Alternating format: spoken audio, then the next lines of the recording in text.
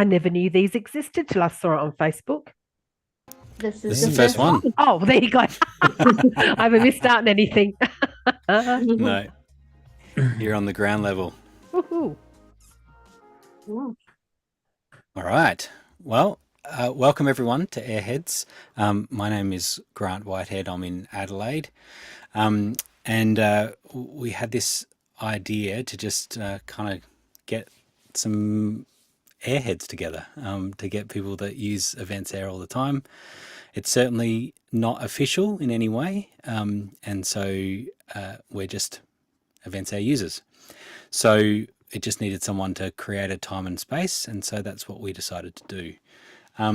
I've been involved in a few online communities, particularly through COVID, and have learnt a couple of things along the way that just help to create a good space. And so you would have seen those guidelines that came in.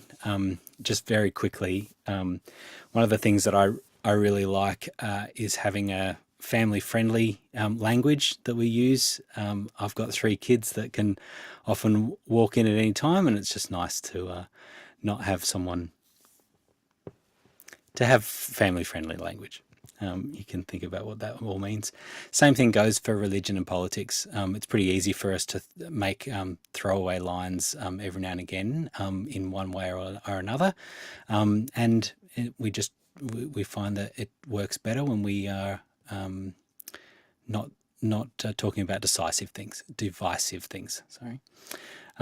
So particularly with the Events Air and all of our clients, we should be able to avoid referencing any client, any event name, and any of our contracts with our clients, and even with Events Air too, right?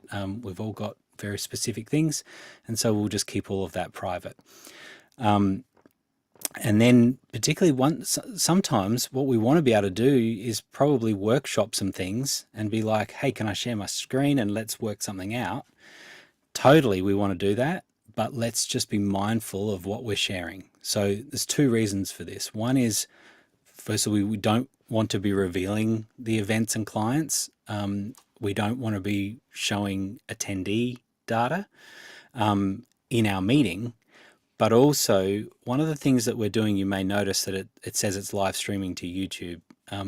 This is just a shortcut that I use for recording the meeting, right? To make it super easy, because the moment that we're finished, we can post that recording and make it available for people to view afterwards.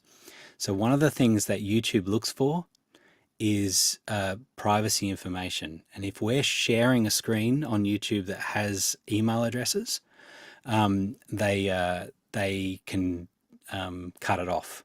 So of course we don't want to be doing it anyway, right? We don't want to be sharing email addresses, but also it can be cut off of our recordings if we do. So I know that's going to be a bit of a hassle sometimes, because you're probably working on something where you're like, but I want to mess around with it on this live event. If that's the case, we may have to go into the sandbox and kind of do something and play around with it there. But that's the thinking of just being aware of that. So I don't want to do much talking. The concept of what we're doing here is really just to compare notes. It's not a training session. It's a community of just like-minded people. So this is the first episode, and so we could do, if you're wanting to, you're happy to, willing to, share what your experience is with Events Air. I'm probably a baby compared to most of you. I started in 2019 was when I first got access to Events Air, and we had it all working for presentation management. Actually was what we were doing for an event, so we're kind of using only bits of Events Air. Well, of course, then COVID happened, and we rolled into using it full blown with on air and doing a whole bunch of stuff. So that's what's happened since then is a bunch of API development. That's the sort of stuff that I get my hands dirty with. So that's me. I'm in a company called Wallfly, and where we also have Dior as my business partner in that. Hey, Dior. Hey, how you doing? Hi everyone. Yeah, I've been working in EA, I reckon, since 2019 to do workout grant. Hmm. Usual stuff, a little bit of everything. And the events sizes go from 100 or two to several thousand.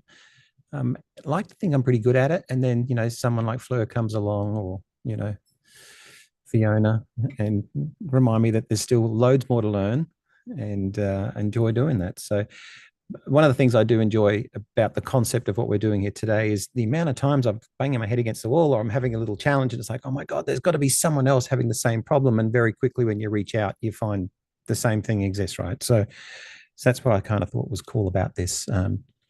So looking forward to hanging out every Monday. It's great. Thanks, Dior. So speaking of Fleur, Fleur is helping us out in Wallfly as well.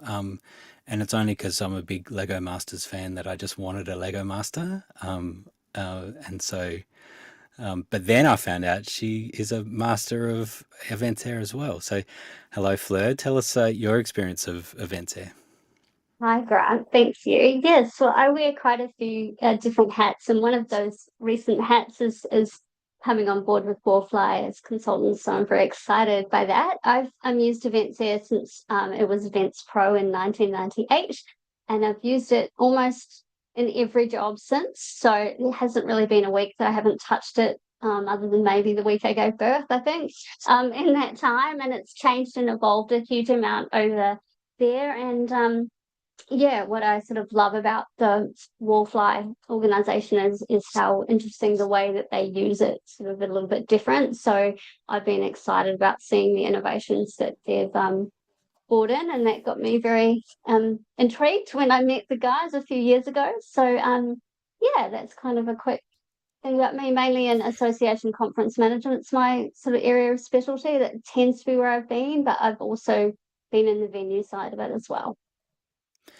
But you've also done some training as well, right? Oh On yes, behalf of Events Air, yeah. that thing. Sometimes I forget about that. Yes. I worked, so I did 2 years in New Zealand working for a company called Savio, who at the time were the New Zealand agent for Amlink, which is, Amlink was, before it was certain, before it was sentient. So Amlink was Trevor's original baby. So I was with Savio for 2 years, training Events Pro and Events Air became. And then in Australia, I was the learning and development specialist, aka trainer for Events Air for Centium for a year as well. Training the Asia Pacific region. So that's about was probably 10 or 11 years ago now that I was on board full time with them, and then I came back into PCO industry after that. So yeah, lots of time and experience with it. Very cool. Yeah. Thank you, Fleur. I won't put anyone on the spot, but if you wanted to share what your experience was, you could raise your digital hand, and share what your experience is. And of course, we've got a couple of kind of questions or sort of topics that we can throw around that we're interested to hear what people have to share. You could also just put it in the chat if you want to say how long. I am interested, Lara. I'm interested in how long when you first started, because it was Events Pro there as well then, wasn't it? Yeah, can you hear me? Sorry. Yes, I'm really gotcha. struggling to Zoom in the car, even though I've, No, it's working. It's working. Anyway, okay, cool. Yeah, I think it was Events Pro too. Back in the early days, we used to go up to do a bit of beta testing for them and stuff like that. But Events Air, I think I looked back, it was about 2012 when, I sort of had a break from using Events Air and then have come back since about 2012. So, yeah, long time. Nice. Yeah, Yep. I would say I still feel like a novice though, half the time. I'm sure that's not and the case. And I wanted to say thank you guys for doing this, because I think it's we've talked about it before too. So thank you both, all three of you, for getting it going. Great idea. Yeah, for sure. Yeah. As part of our team, Wallfly team as well, we have Tracy, and Tracy, we were comparing that as well. You think it was around the same sort of time, 2019, you were saying? Yeah, I think I dabbled in it when it was Events Pro, but then had a massive break and came back to it probably in 2019. Yeah. And then got to dive straight into all the virtual stuff over COVID. So, yeah. But I'm looking forward to this community as well. I think it will be great to troubleshoot with other users. I think it will be, because as we all know, there's a lot of different ways to do a lot of different things. So it's just good to get everybody's workarounds and things like that. So, yeah. Yeah, something that I've shared with Events Air is that I feel like Events Air is like being married to someone, and you love them, but they do have bad breath, and you're very aware of the bad breath that Events Air has sometimes. But hopefully, in our time together, we'll be proactive and positive about ways of working with what is a great system. I think that's the thing, and that's the love side of it. It is a good system, and so if there's no one else wants to reveal how long they've been using Events Air, it's totally fine. Oh yeah, go Sarah. I'm sorry, I can't work out how to do the digital hand, so I'll just use my real hand. Okay, no worries. I think I've been using since Events Pro as well. So I actually got trained in Events Pro by Fleur. We used to work together at a PCO. And then I've been with it all the way through. Now I've left the PCO and I work for an association in-house. And we still use Events Air at the moment. And I 100% agree with your analogy about it being like a marriage. Very good. Oh, it's awesome to have you here. It was great to see. I mean, there's 1,100 people on the Facebook group, but like typical Facebook, it's if you're not fully engaging with something, it just kind of disappears. And then there's probably sort of 5 to 10% of the people are actually kind of where it's on their radar. And so anyway, I'm sure that will grow more as we get a few more people in. Cool. So Fleur, you had a couple of great questions that I was super interested in what people were thinking. What have you got there? Yeah, thanks, Grant. Yeah, so I mean, I guess just to quickly say, part of where this idea of Airheads is born is that when we've gone to the Airtime conference annually with Events Air, I always find the session that I really get something out of is the tips and tricks session, because I'm sitting down with my peers who also use it every day, and we all use it in slightly different ways. And I just find those ones are the ones that I come away from and go, yeah, I learned something new there, or that was really interesting. And I feel like we only do that once a year. So to have this opportunity to come together once a week, or even you might be able to come once a month, and you could come and you might, when you RSVP to the event, you might just be able to say, this is really something I'm struggling with at the moment. This is what I want to bring up. This is what this is for. It's a great opportunity. And it's not about, we always are very conscious of protecting people's intellectual property, but we all use the same software. And so I think we're not sharing secrets about our business. We're just making us work better with the tool that we have. It's like going to a Microsoft forum really and saying, I'm having problems with Excel, and that's not anything private. That's just so that's really what it's about. And it's not about having a big moan fest about the frustrations, because we all know those, and the Events Air forum is a great place. The Facebook pages are great for that, but it's it's about finding opportunities in the things that are frustrating and challenging, and finding ways of making things work. So the topics that I had today is sort of a bit more high level, but just conversation starters really, that I would love to hear people's thoughts on. And then if you have other things that you want to bring up, please do. Please feel that this is not a forum where we just talk at you. This is imagine us all sitting down having actual lunch together, and we get to have big chat.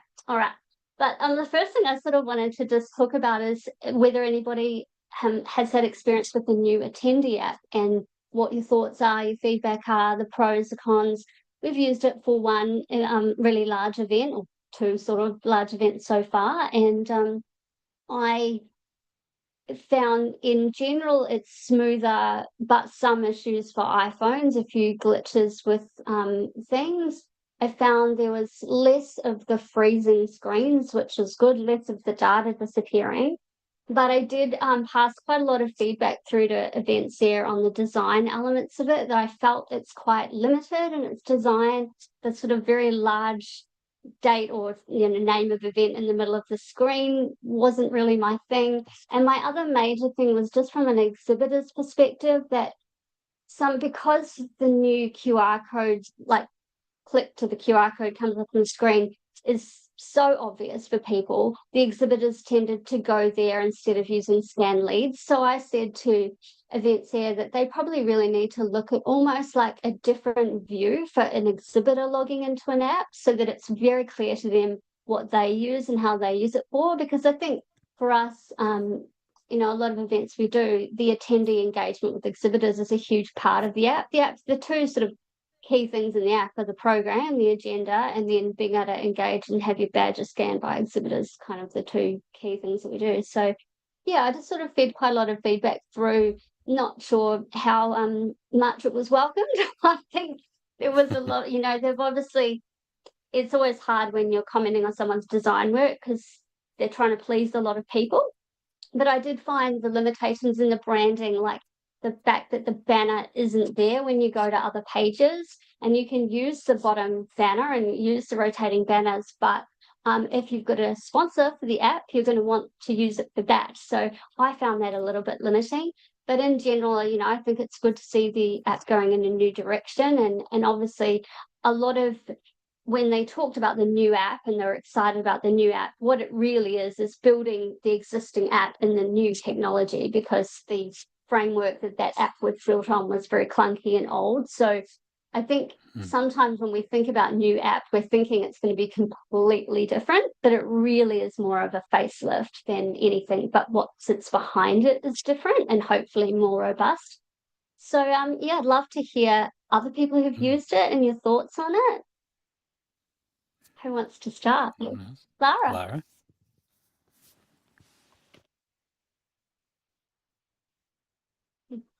Just on mute there, Lara. Yeah, sorry, phone issues. Sorry. I used it just recently, and I logged. I had trouble with the program scrolling down on sort of day 2 or 3. It wouldn't go all the way to the bottom. So I logged a support with Events there, and quite frankly, I haven't even heard back from them, and that was early May. But that was the only issue I really came across. I agree with you about the logos and the branding, but I couldn't get the program to scroll all the way down on some of the days. If you clicked into, say it was Monday, it wouldn't go all the way to the bottom.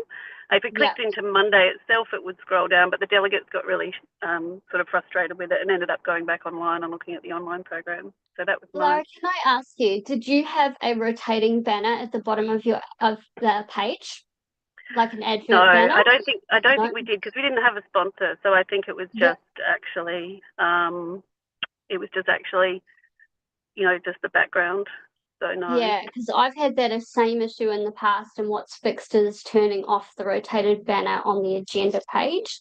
But that's interesting. No, I didn't have that. Yeah, so. Didn't even have it. That's interesting. Yeah. I'll have a play with that. I'd be really interested to see if I experience the same thing. Was it on every device? Was it on iPhones and Androids as well? I think it was actually. I mean, I've got an iPhone, and most people that I spoke to probably did have the iPhone.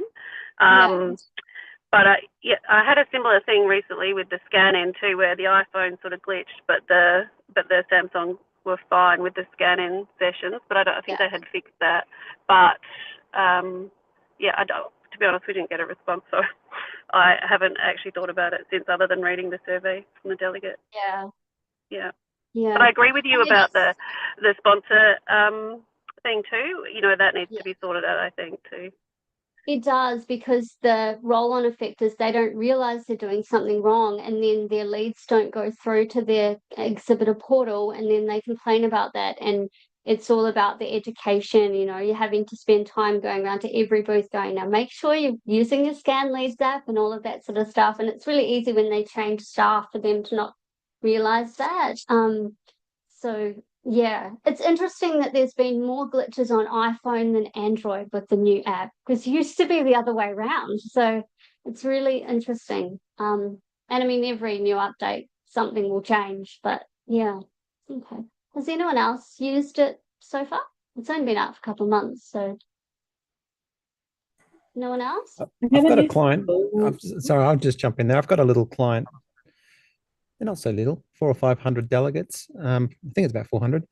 And they're a more mature demographic. And so the first year, a couple, 3, 4 years ago, it took a little bit of convincing to suggest that, live Q&A and polling and all those sorts of things that we take for granted and get excited about would even get off the ground. But it is. And we're about to use it next week on a small event over in Perth, even smaller again. And the feedback from them so far, early days yet, so I won't jump the gun too much, but they're loving it in terms of the simplicity of it, is the feeling I get. We'll see what all the delegates say when we get on site. But what hasn't, so that's the aesthetic component, but the functionality is the same. So whilst it looks a little different when you're looking at the agenda, and, obviously that home screen is laid out, I guess, more in a modern feel to it. The functionality that they've become used to is still the same. So once they get past that initial visual change, they go, oh, it still operates the same way it did last year. And that's really important because, these particular group just don't normally gravitate to technology as quickly as others. So stay tuned. That home screen, what's really interesting, and one of the things that I did, again, feedback to Sentient is that your top four, I guess, icons appear down the bottom of the home screen. And when you click into the next screen, they are not included in that next screen. So it's really, and the thought is, well, they're on the home screen, but I would think they should be everywhere because they're your most important ones. And because it's kind of at the bottom, it almost, because so much of the real estate on the home page is on that sort of hero image, it's almost like they feel really small down the bottom, those key icons of agenda and things like that. And whereas on the old app, you could push them right up to the top of this page and they're very obvious there. So I found that quite a jarring change for me, and something I need to get used to, and thinking strategically about which of the icons we can put there. And I always think less is more with the app as well, that sometimes we want to put so much into them, but ultimately they're only going to use these 8 icons. And so it's thinking strategically about, always when we build the app, about the delegate experience, and that we're building it for them. And we're all really, like, a good point you made, Dior, is when they're an older demographic and they don't like apps at all, you've always got to cover that they're not going to be as savvy with it. So you want to make it as simple as possible, really, depending on the demographic of your conference. And it might just be me, but it seems like the new app's so quick to build now, like so much quicker. And then I realize it's because Tracy's building them all for me and I don't have to do it. So I'm not sure if I don't know if that counts, but I just thought I'd put that out there and thank Tracy publicly. That's a really good point to make, though, that the app does tend to be fairly similar across events that you do. So always make sure that you've got a template database or template app that you can clone over. And when you are going into this new app, build a new one from scratch the first time that you do it. Don't just bring an old app over and apply the modern theme, because it's always a good idea when there's been a significant change to software to start afresh for a bit. Otherwise, it's sort of carrying over some of the quirks and things. So, yeah. Hey, here's a question for everyone. What's going down with that refresh button at the bottom? Like, it drives me nuts. You know how they rolled that out on the app quite some time ago?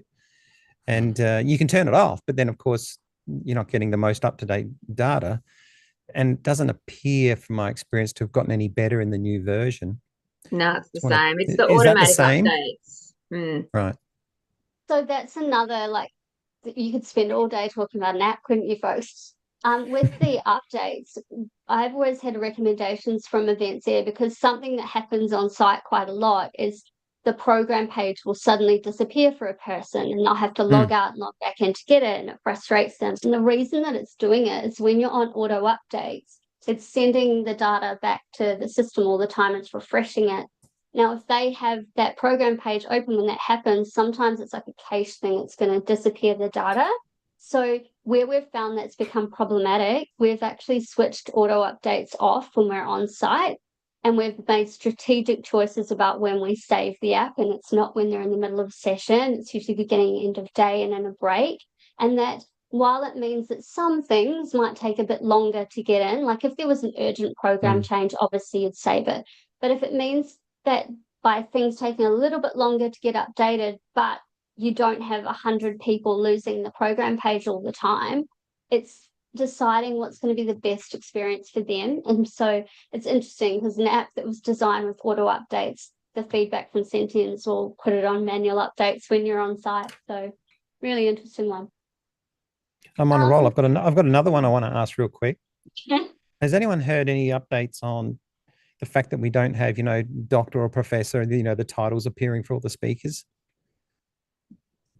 That's such a good question, Dior, and it's such a problem for those really. Should I start a petition? I'm not sure how this works.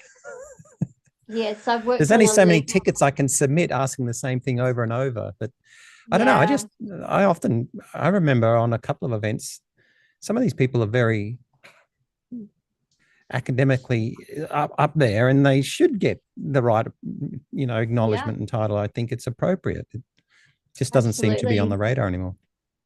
No, that's such a good one. Yeah, I agree. It's such a strange one that they haven't. I've done quite a few legal conferences, and they're very specific about having justice or whatever in the front, and you're literally manually adding it to the front of their first name to make sure it's the way that they want it. It's very manual and frustrating.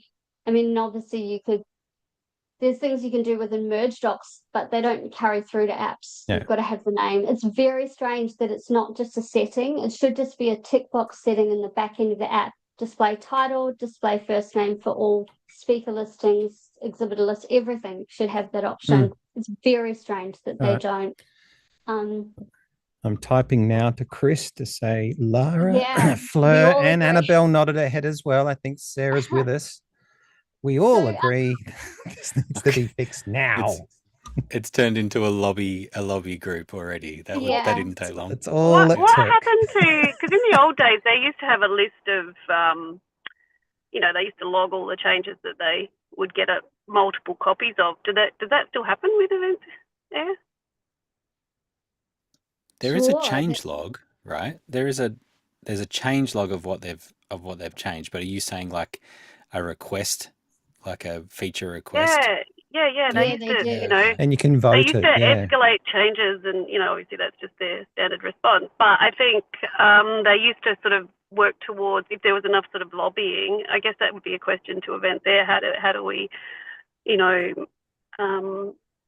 facilitate putting some of those things up the list?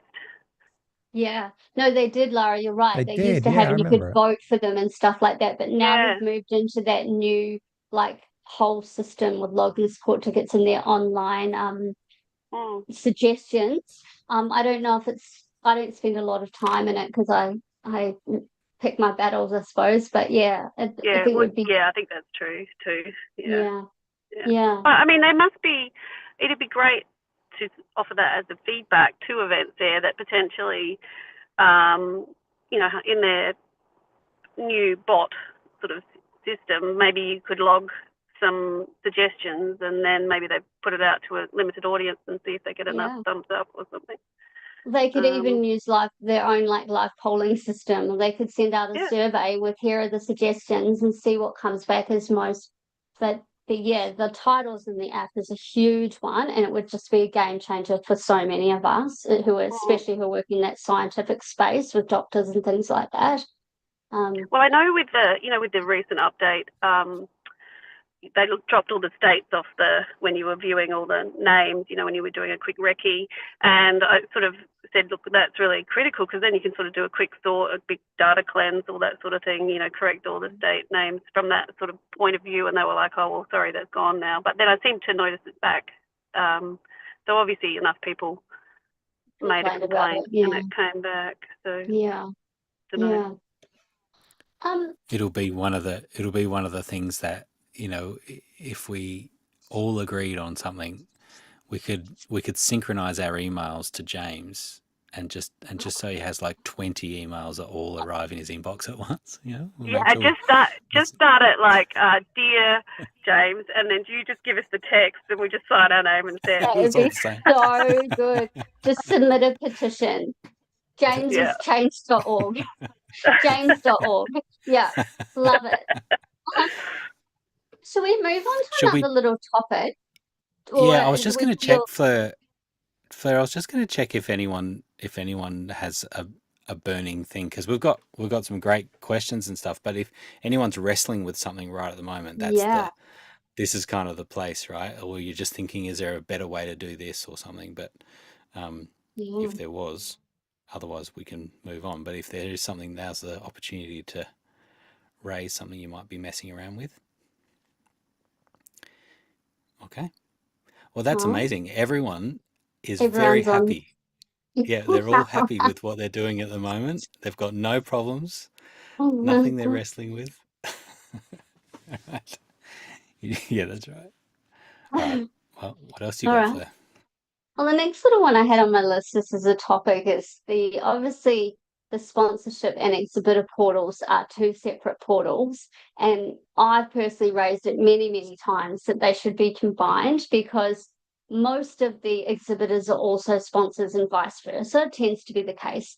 So it's frustrating when you're trying to cater to both their needs. And they fundamentally have awesome things in each portal that the other one doesn't have. The exhibitors has the ability to limit the number of included registrations. Love that. The sponsors one doesn't, but the sponsors one has the entitlements. So ability to go in and look at all the listed entitlements when they're booking their sponsorship online. So I love that feature, and I particularly love the limiting the registration numbers for the exhibitor. So when you have a conference that might be 90% exhibition, just a couple of sponsors, you can manipulate and just use the exhibition portal. But when you've got it where it's really half-half, you've got a lot of sponsors need to do both.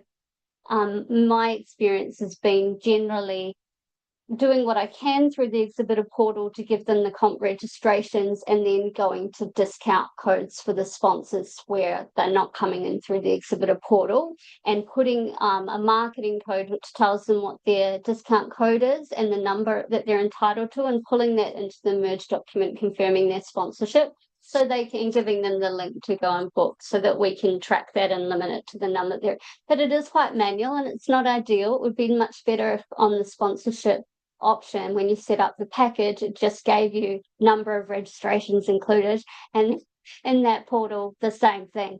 So I'm really interested to know how other people have tackled that, and whether I know that it's on the cards for Centium, but I know that it's about 18 months away as well, because there's been other fish to fry. So I think the presenter portal is going to get a refresh before the sponsorship and exhibitor ones get tackled.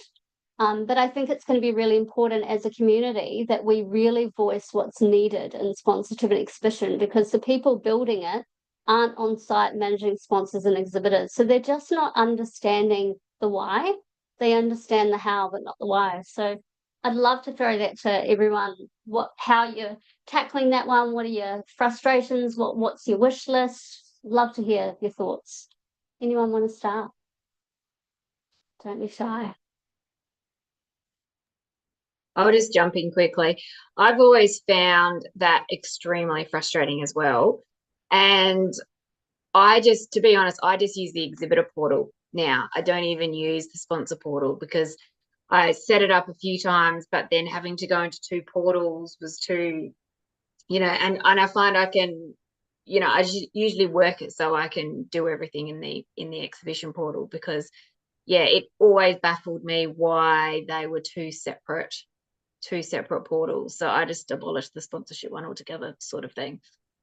And you could, if you wanted to do a workaround, to use the exhibitor portal, but still find a way of communicating the sponsor entitlements and tracking those entitlements, because I love that feature in the sponsorship that I can pull a report by entitlement and go, that one needs to be chased for that. I love that functionality. You could do the same in the functions module to a degree. You could set up a function code as sponsor entitlement and the subcodes of each entitlement and use the number system. So they get 4 of this and they get 2 of that. And then you could pull that into their merge document. Yeah, it's a good idea. But that's one way around it. It's just such a shame they don't have the same feature on both. Yeah. Sarah, do you have Strike that one much? Do you have do you manage many sponsors exhibitors through Audiology? Yeah, I just use the exhibition portal as well. Yeah. And we do a lot of it manually. So to have the ability to cap registration numbers would be amazing. Our partnership officer spends so much time going back to sponsors and saying, you've registered these people as full registrations when they're exhibitor only registrations. That's a big problem for us. Or adding extra complimentary things that they're not meant to have. But it's just a manual process for us at the moment. We've even taken to doing manual mail merges a lot of the time, because by the time you set it all up in Events Air, it's almost more time than it's worth putting all those checklists and things in place. So we'll often have it in another document and then mail merge that separately outside of Events Air to manage those sponsors. Which I totally get, but as a software provider, you don't want to hear that. Centene wouldn't want to hear that. They'd be like, but we want to make sure that we're providing a solution. So if we could import, if there's a way to import some of that data in, would be easier than having to set it up all individually yourself manually, because the amount of buttons you've got to tick to set things up. Yeah. I mean, the sponsor module is great, the inclusions library, because you can clone it over and all of that sort of stuff. And it is such a cool tool.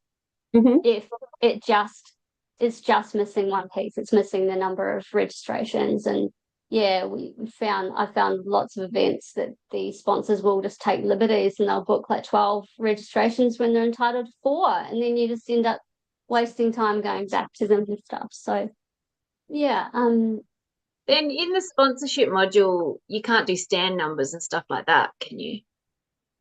No. Not doing it through like a custom field, no, it's not design. I just honestly think the portals need to be combined. I think there's such a crossover there. It doesn't need to be one. And Kate, I mean, that's obviously your world in your organization. So how do you find it?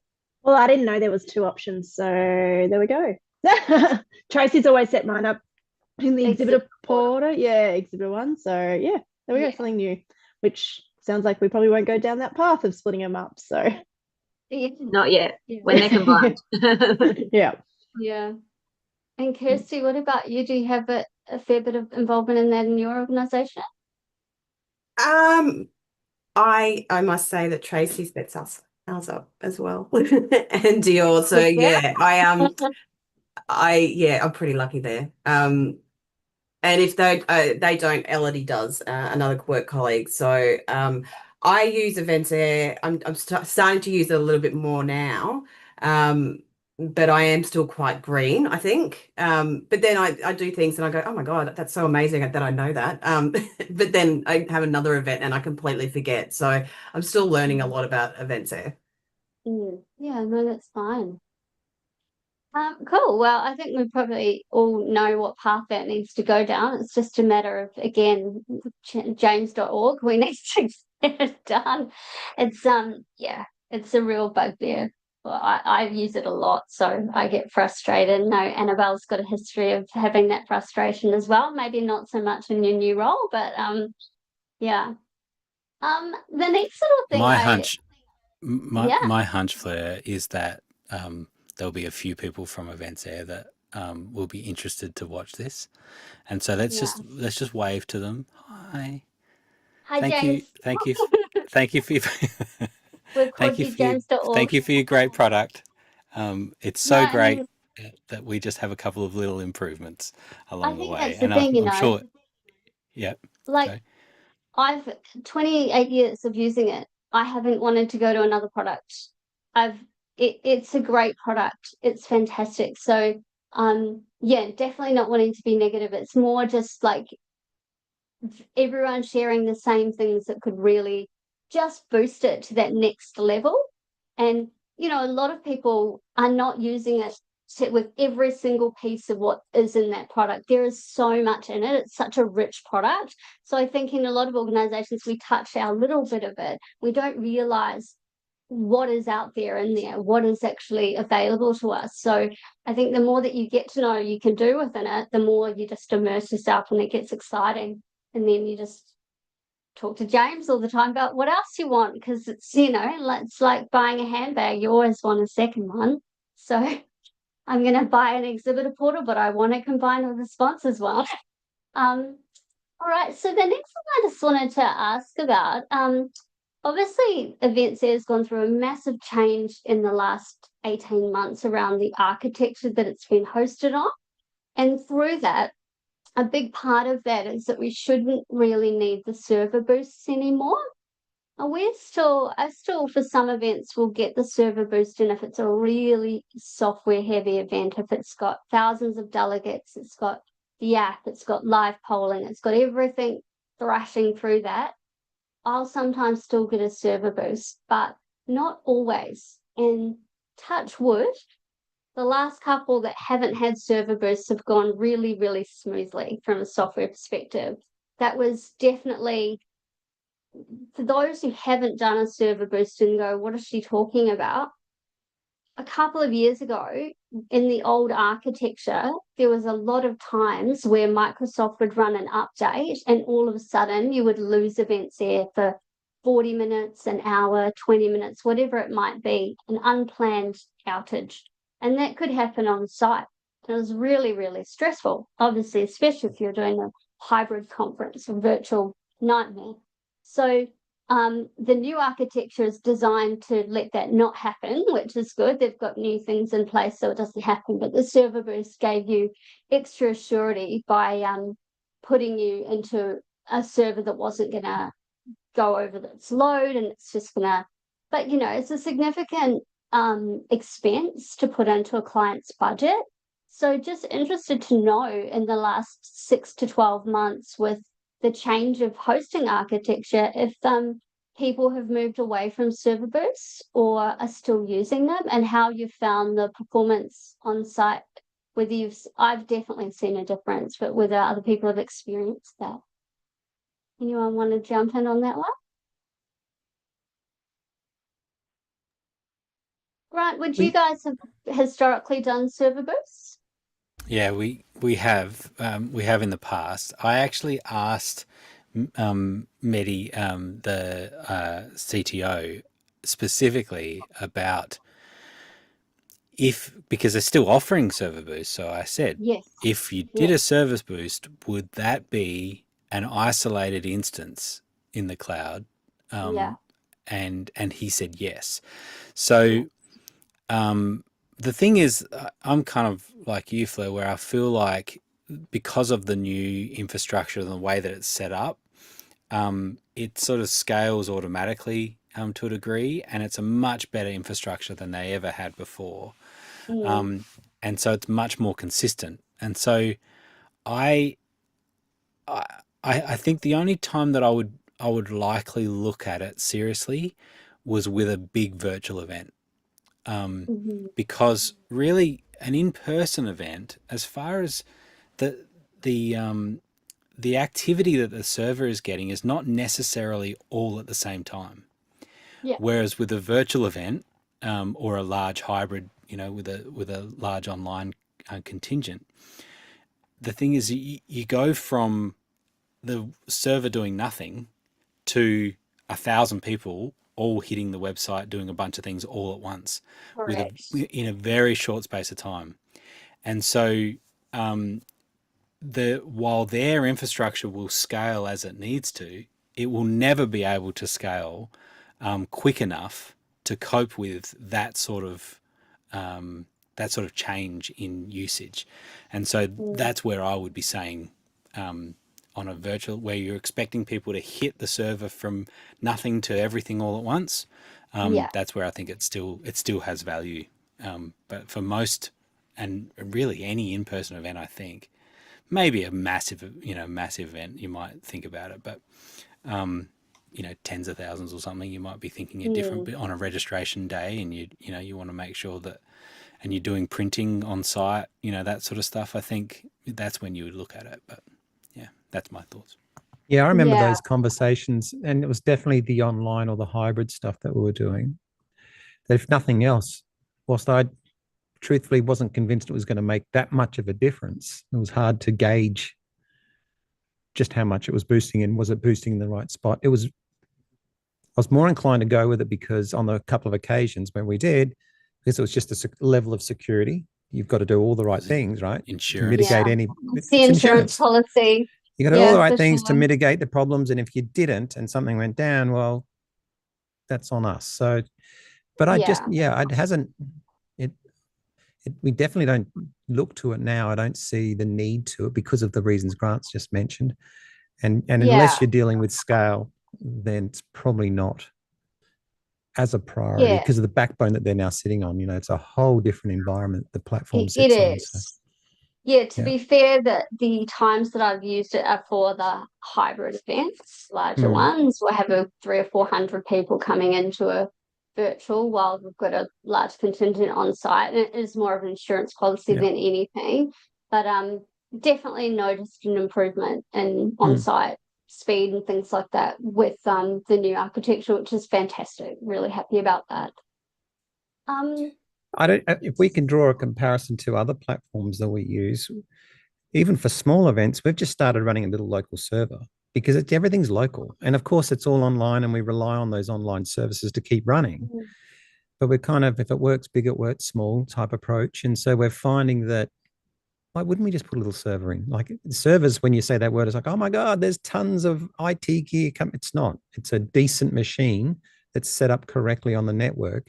So if there was, on a smaller, medium event, a bunch of activity hitting the server at once, or the internet goes out or whatever it is, it's beyond our control, it just sits on a little local server. That's a bit extreme, and it's helpful when I've got, a bunch of IT people that can just knock that up for me with very little cost. And we've already got the infrastructure. But so I'm not suggesting it's for everyone, but that type of approach is, in my mind, got better value than paying extras for boosts for those types of events. So talking of IT is a really nice segue into another topic that I have on my list today.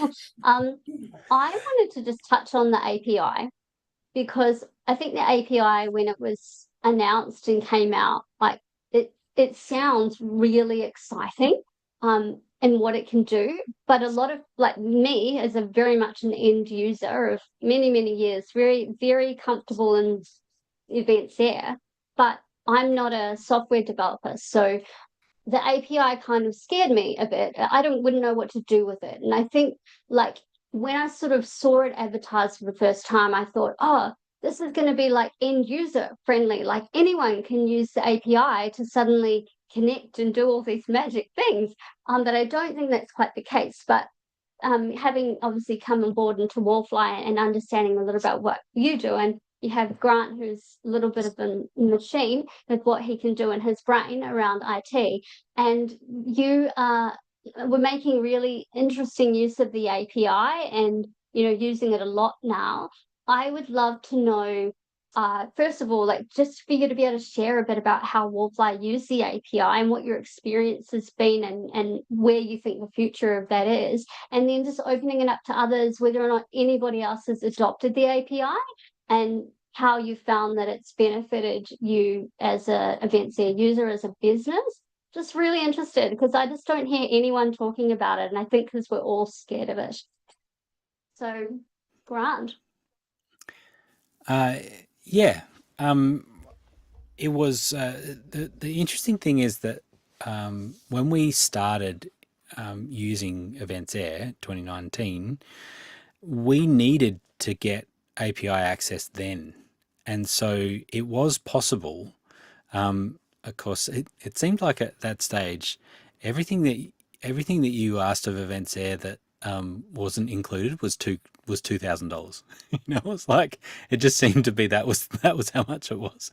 Everything, oh yeah, that's $2,000, and that's $2,000. So what they said was, what data do you need to access, and then we'll build a custom API for you. And now, the concept of an API, it's funny, the term is used a lot more now, because all of the tools that we use, all of these different tools, tend to need to be able to talk to each other. And really, an online service that hasn't got the ability to talk to other services is kind of dead in the water, because it needs to be part of a whole workflow.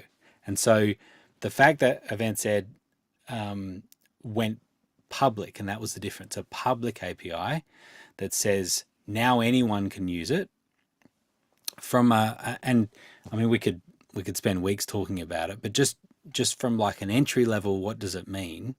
It literally means that you create a user in your event, and you give the API access to a certain amount of scope that it's allowed to do. It's allowed to read data or write data or whatever, and you give it granular control of which events can it talk to. Now, all it is a way for coding to be able to access the raw data from Events Air. If you want to get very geeky just for 1 minute, this is the documentation. Like, this is when everyone's eyes glaze over. But what this is it's like, I'll give you an example, and then I'll turn this screen off so you don't turn into a developer. This is like the expression engine editor, but worse. Yeah, well, yeah, it like is. let's create an expression engine. Like, really? Yeah, I mean, I'm familiar with the terms in here, but I'm going, whoa. So I've just gone. I'm looking down where I've gone from an event into sessions, and now these are all the fields that we can access in a session. So these will be familiar to you. They're just a little bit smaller sometimes. They're but what happens is all of this, like details, things like that. It'll tell you exactly what that is. So across the whole Events Air app, you'll see all this data that's available. Well, then it means that a developer, like I play around with, I'm able to take a whole bunch of the data for an event and then show it in another way. Or one of the things that we do is like a session report for chair people for each one of the sessions, so that they can see all the data, see the biographies, things like that, open it on an iPad as an example, and now all of that's just being fed from Events Air. So that's an example of a tool that we created as a need, particularly during COVID, when everyone was remote. Being able to send everyone the same link that showed them their session and their Zoom link and all of that was really helpful. But what we saw, I don't know if everyone received an email from Events Air this morning. They're talking about the new way of essentially pre-registering people. Attendee verification. Which is kind of cool, right? This is where, if you already know, the bulk of the people that are going to register for the event, you can have all their data already entered, and then when they go to register, all they're doing really is authenticating themselves with a code that goes to their email, and now most of their data is pre-populated. It's cool. Now, what they talk about is the smart connectors. The smart connectors are a system that has been built sometimes by Events Air, sometimes for Events Air, for a particular service like Salesforce as a CRM, a customer relationship management. And what they've done is built that for Salesforce, the integration, so that Salesforce will integrate with Events Air using the API. So you think of it like glue, right? It glues two systems together or multiple systems together, is what the API does. And so they're saying Salesforce is one of them. On the web page, they've got a whole bunch of other ones, what did they say? IMAS, and I noticed that one, and I haven't got it there now. But anyway, they had a bunch of different ones that they're saying that they're going to support, which is really interesting. But what I'm saying is that is using the API. A smart connector is using the API, but it's doing it for you. So you're paying Events Air and saying, I just want to use that smart connector. It's using that same API, but they've got it all preset for you. So Otherwise, someone you kind who of have had the API and a developer like you, would they need the smart connector, or you could do it without the smart connector? not necessarily, but as in it's sort of reinventing the wheel. If someone was if we had a need to integrate with Salesforce, it would be some decision making. It would be Is it going to take would longer, at least or be just really pay for the smart thinking. connector? Yeah. Is it worth creating essentially our own connector, or just paying for the smart connector and doing it that way?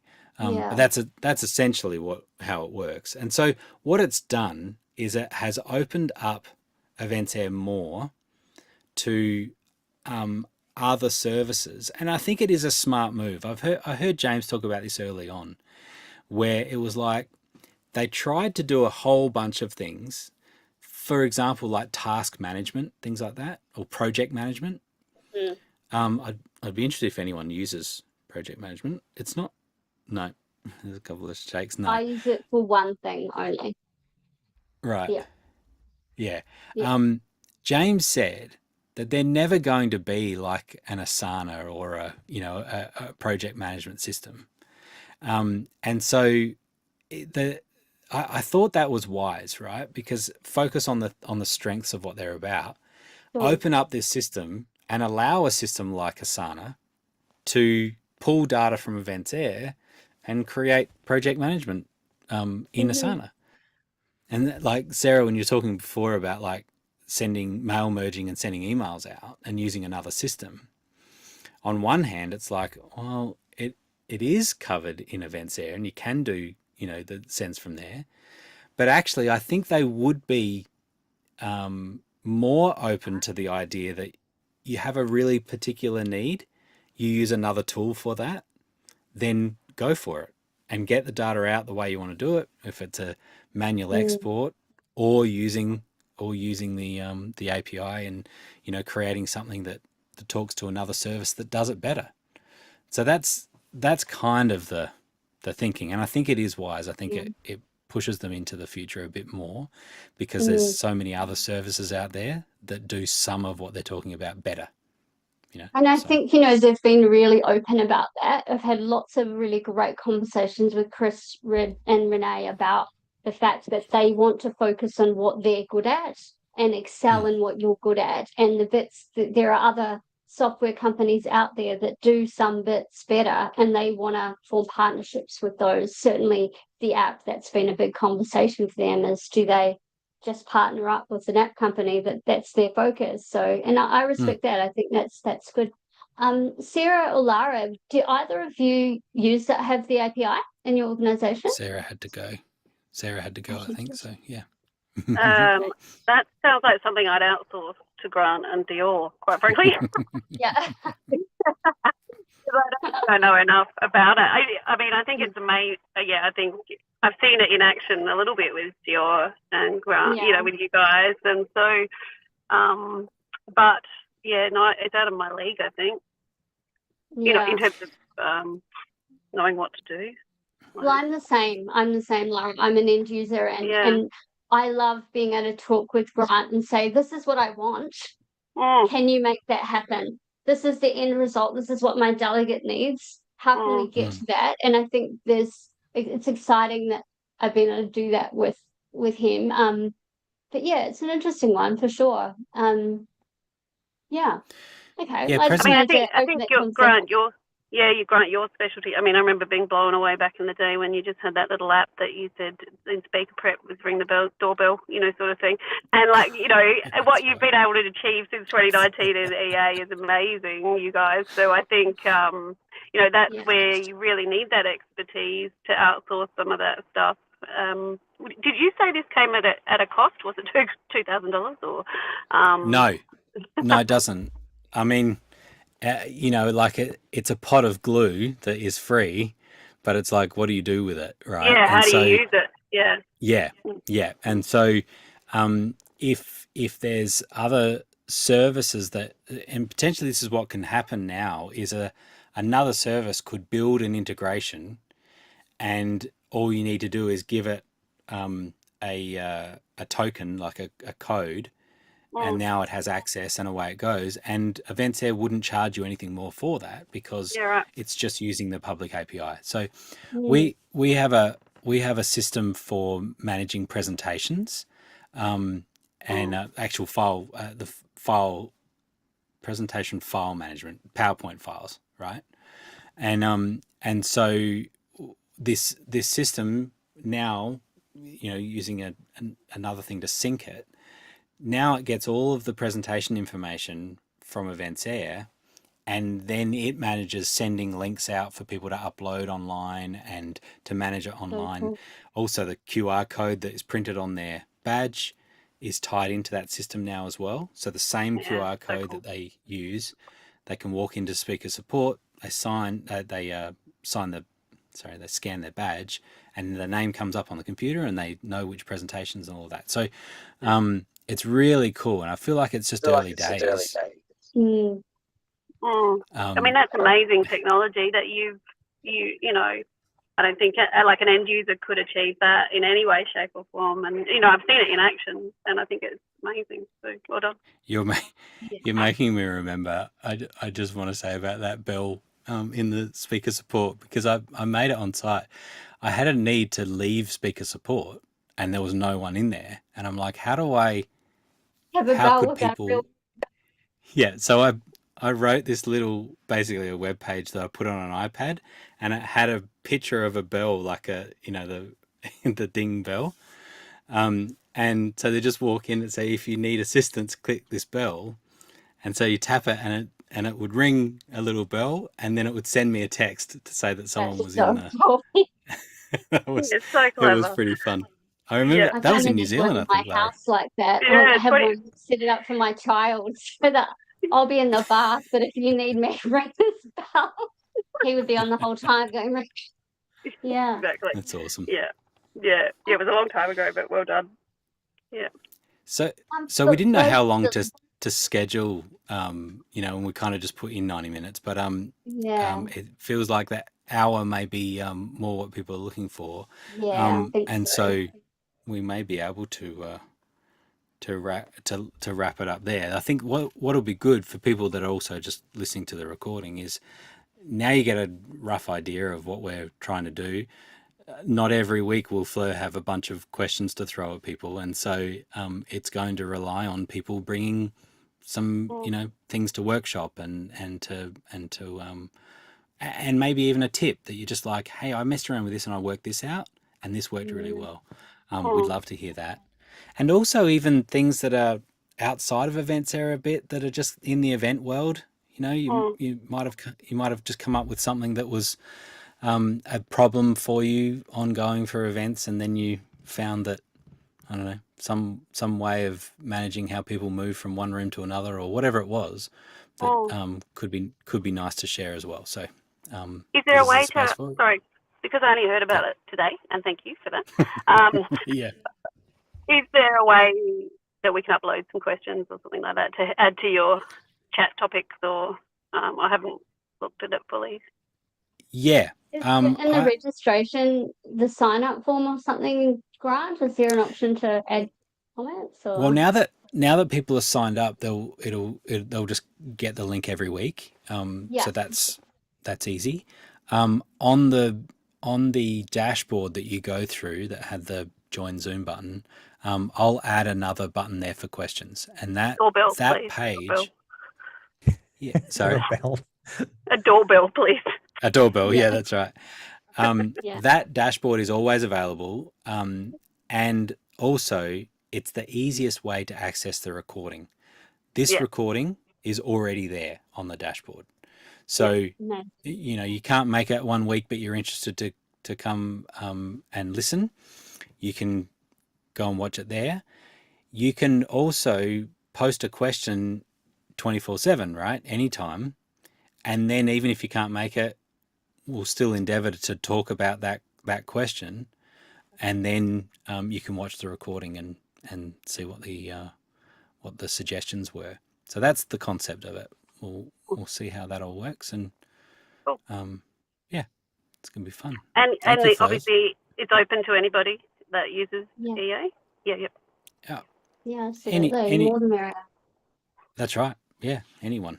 So, and that's the thing. If we get some of these systems in place and it scales, you know, then we, which we hope it will, then we'll have ways of managing questions and people that are, you know, like ways of seeing what people are interested in, things like that. So, Yeah, if we find that it's we fun. get people at lots and lots of different levels, maybe say we ended up with 20 people and half of them were much more beginners, then maybe we might do a week that focuses on them and another week that's higher level, because obviously, you know, like when you go into a tips and tricks session, you tend to gravitate to the people who are at the same kind of level as you, because you're usually coming up against the same issues. But yeah, we want everybody to feel welcome, and just a great opportunity to build the community a bit more through the year, so that we're not just seeing each other once a year and then downloading all of our stress. Yeah. Exactly. Great. Well, thanks everyone. We'll see Cool, you well next done. week. Yeah. Same time.